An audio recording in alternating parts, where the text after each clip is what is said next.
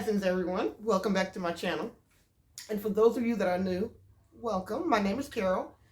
Excuse me, guys. I just got back from outside, and that tree pollen is high. It is tearing my throat up. But anyway, I have a story to tell you. Now, I don't know what made me think of this, but no, I know. I was at the Dollar Tree, and I saw this guy that reminded me of this psycho that I used to talk to years ago. Now, I didn't know he was a psycho in the beginning. Boy, did I find out later. But before I get into the story, go ahead and like, comment, and subscribe. So hit that subscribe button. You can't miss it. It's red and it says subscribe. And once you do that, hit the notification bell. That way you'll know every time I upload a video because it'll notify you. But yeah, years ago, back when people would take a newspaper, I'm sure some people still take newspapers, but in the back of the newspaper, there was a personal ad or a dating ad or whatever you want to call it. Now you can dial that number. Now you never really actually spoke to anyone. It was kind of automated. You go through and you listen to a list of guys or potential suitors that you wanted to talk to. So what I was interested in was someone that was tall, because I'm tall. Someone that was at least 5'11" to 6'2". Someone that was a non-smoker. Someone that drank occasionally. Someone that was active, stuff like that. Now I ran across a couple of guys, but once I finally got to speak to them, because they called you after a couple of days, I spoke to them and they were after one thing, and that's just not me. But I did run across this one guy named Jameson, and he was a non-smoker. He drank occasionally. He said he was 6'2". I think he said he was 6'2". What else? He was active, and he liked a lot of the things that I liked. I said, okay, we have something here. So we spoke on the phone for a couple of weeks, like every day. I mean, every day, literally every day. And we just laughed, and we'll cut up and talk about some of our crazy experiences back in the day and all that. And then he was like, well, you know what? We've been talking on the phone for a while. Let's meet up, in person, because I would like to put a face with the voice. I said, okay, that's fine. So I said, but whatever we do, we have to meet in a public place because I don't really know you and I feel more safe if we're in public. He said, okay, that's cool. I said, oh, and another thing, I'm bringing my girlfriend with me. So feel free to bring your boy with you. He said, yeah, I got someone to come with me. So we met up the next day at, I think it was Applebee's. Yeah, it was Applebee's. And it was we had a good time. When we got there, me and my girl got there, there were cars already out there, and they had music playing out their trunk, and people were eating. They were tailgating literally in the Applebee's parking lot. So he told me he would be driving a red Corvette. So I saw the red Corvette pull up, and this tall, dark chocolate guy got out. Oh my gosh, he was fine. He had a low fade, and he had the beard and the goatee. Woo! And he was bow-legged. Can you believe that? He was bow-legged and had dimples. I said, yes. And then his friend wasn't bad looking either, so my girlfriend was happy about that. So we got out the car, we introduced ourselves. He said, are you Carol? I said, yes. Are you Jameson? He said, I'm Jameson. And had a deep voice. Oh, Lord have mercy. I said, I'm in trouble now.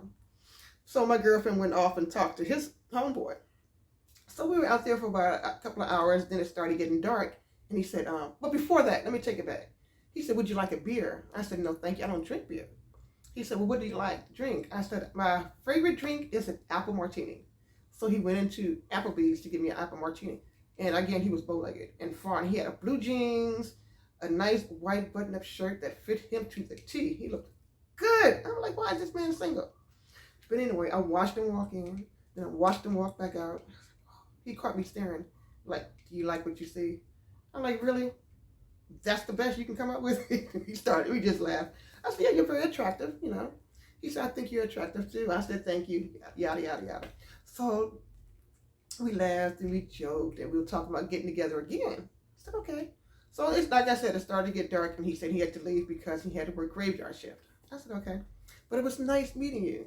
He said, you too, Carol. Do you want me to follow you home to make sure you get there safely? At the back of my mind, I really want to say, hell no, I don't know you like that. But I was like, no, thank you, sweetie. My girlfriend and I, we got this. But you be safe and, call me when you get some free time. He said, okay. So he called me the next day. He was like, Carol, I really enjoyed you. I would love to see you again if that's okay. I said, yeah, that's fine. He said, well, why don't we get together to go to a movie this weekend?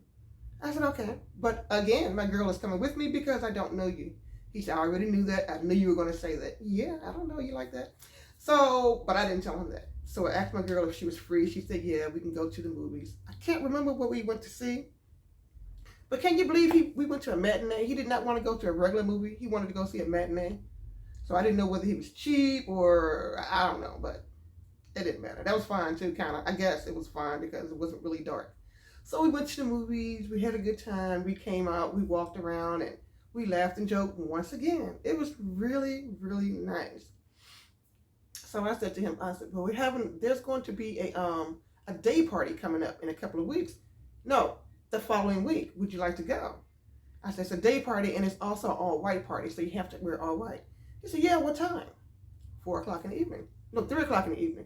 He said, I'll be there. In fact, I'll come pick you up and I'll take you there. No. We've already gone over this. I don't really know you. I'm going to need a little more time. I will meet you there. I gave him the address. He said, fine.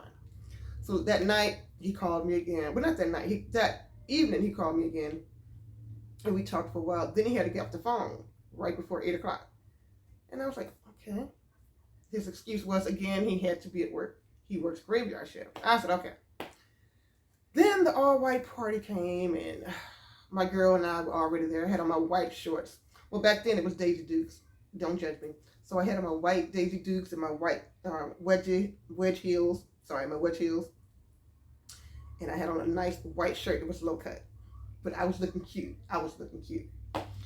And so we got there. Now, it was a different type of party. It was supposed to be a day party, but inside, everybody was dancing. On the outside, everyone was playing horseshoes and spades and things like that. And just having fun.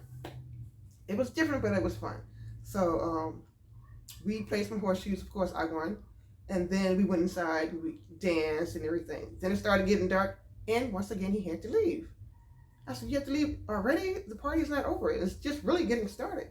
He says, it's getting late and I have to go because I, once again, have to work graveyard shift.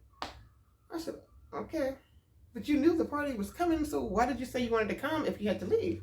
He said, I got to go. I really have to go. He kept looking at his watch. I said, okay, what are you going to turn into a pumpkin? He laughed, but I was serious, so I just laughed with him. Okay. So he left, him and his homeboy, but me and my girl, we stayed and we had a good time. And she was like, why does he keep leaving before it gets dark? What's going on there? Something's not right. I didn't put 2 and 2 together. I just assumed either he had to work like he said or he was married, which I hope he wasn't because I don't mess with married men or anybody's, man. He called me the following day and he said, well, I had a good time at the party. I'm sorry I had to leave so abruptly. I said, well, you've been doing that quite often, but if you say you have to work, you have to work. Who am I to question you? So he said, well, I'll tell you what. There is this event coming up in Richmond, and there's going to be different, I think there's different bands were going to be there. He said, Earth, Wind, and Fire is going to be there, and I know you said you liked them. You told me that in the beginning. And I said, yeah, man, I would love to do that. He said, well, don't bring your girl with you this time. It's just going to be something special for me and you, and we're in the public, so you know I'm not going to do anything to you. Okay, cool, I can do that. He said, I'm coming to get you. No, I know where the park is. I'll meet you there. He said, okay. So the next day when we were supposed to go, I didn't hear anything from him. So 2 weeks passed. I said, what in the world? Why didn't he just tell me he wasn't interested and that he didn't want to go? I would have been fine with that because I really didn't know this man from Adam. 2.5 weeks passed. Then he called me and he said, I'm so sorry. I'm sorry. It's people out there messing with the cars. Okay, I think they're done. Sorry about that, guys. So where was I? So yeah, he said, I had the date wrong anyway. It's this week. I said, you mean to tell me you just realized 2.5 weeks later that the event was this week? But okay. So he said, I have something special for you because I know you're a little pissed. I said, no, I'm not pissed. He said, yes, you are. Yes, you are, because I stood you up. I said, you did not stand me up. I am fine. We really don't know each other. But let's forget that. Let's go have a good time. So we went, a couple of days later, we went to the event. I met him in Richmond at the park. So at first I couldn't find him, and then I heard someone say, Carol, Carol. And I looked, there he was. He was happy. Oh, he looked good. He looked good. He had on his Adidas, he was Adidas down, the Adidas sweats, the shirt, the shoes, the hat. I said, okay. Okay. But anyway, He still looked cute though. I was ignoring that, but he looked cute. But he sure had a lot of Adidas on. But if that's what he likes, who am I to judge?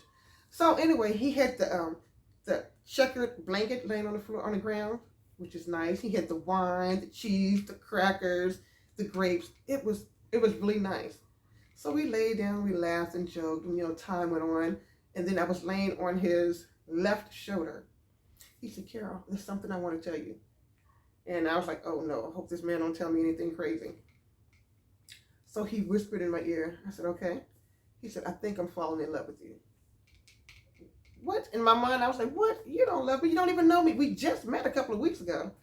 But I was like, I didn't tell him that. So I said, "Oh, that is so sweet. I'm really flattered." Left it at that. I was hoping he was going to let it go, but he didn't. He said, "Aren't you going to say it back?" So Jameson, if I say it back, it'll be a lie. I don't really know you, so I can't tell you that I love you because I don't. It'll be a lie. But I do like you a lot, and I'm looking forward to spending more time with you and getting to know you better. He said, "Okay, I respect that." And he said, "Well, you know what? I got to run to the bathroom, and I'll be right back." But before he could go to the bathroom, I saw this old lady coming toward us. And she kept saying, "Reginald, Reginald, is that you?" And I was like, "Who the heck is Reginald?" So I kind of ignored it. But then she got closer, and she kind of stood behind us and over top of us and said, "Reggie, don't ignore me. I know you see me." And he was like, "Oh, shoot. Hey, Grandma." I said, "Grandma? Reginald?" And she said, "When did you get out?" I was like, "Get out? Okay, what's going on here?" And he was like, "Shh, Grandma." And then she was like, "Don't tell me you lying to this lady. You still lying to women?" I said, "Oh, no. See, here we go." I knew it was too good to be true. He said, "Grandma, please stop. But look, I'm going to run to the bathroom. And please don't go telling her lies. I'll be right back." She said, "Okay." He got up, went to the bathroom. And she said, "Run, sugar, run." I was like, "Run? Why? And who is Reginald?" She said, "His name is not Reginald. His name is not Jameson. His name is Reginald." I said, "Reginald?" She said, "And when did he get out?" I said, "Get out from what?" "You know he escaped from the psych ward down the street." "Oh, hell no. What? The psych ward?" She said, "Yeah, and if you think you're lying, I can show you." She pulled out the newspaper, showed me the article that said, "Man escaped from psych ward. If you see him, call 911. Do not approach him. He is dangerous." I was, "Oh, no, man, this cannot be true. This got to be." But I knew it was true because it was in the paper. She said, "Sugar, run. They've been looking for him for weeks. He escaped and they could not find him. Just run." I was, "Oh, hell." So I grabbed my stuff and got up and I jetted up out of there. I could not wait to get home to tell my girl what happened. I told her this man escaped from the psych ward. He was literally psycho. She didn't believe me, so I grabbed the paper, opened it up to the middle, and I showed her the article. She was like, "Oh, no. Girl, he could have killed you." I know that. Oh, my God. I couldn't believe him. But he called me the next day. And he acted like nothing happened. He was like, "You okay? You think we can go out this weekend?" I said, "Are you serious? You just escaped from a psych ward and they're looking for you. That's why you had to leave every day before it got dark. You didn't want to get caught." This man did not want to get caught. He knew that if he went home at night, someone would see him, report him, and drag his butt right back to the psych ward. This man was crazy. I said, "Do not call me again. Lose my number." Hadn't heard from him since. That was crazy. That was crazy. All right, guys, that was my story time. I know it was short, but it was crazy, and I just had to share it with you. The guy I saw today just reminded me of him, and I got to tell somebody this. All right, guys, thanks again for watching. Don't forget to like, comment, and subscribe, and I will see you later. Peace and blessings. Bye.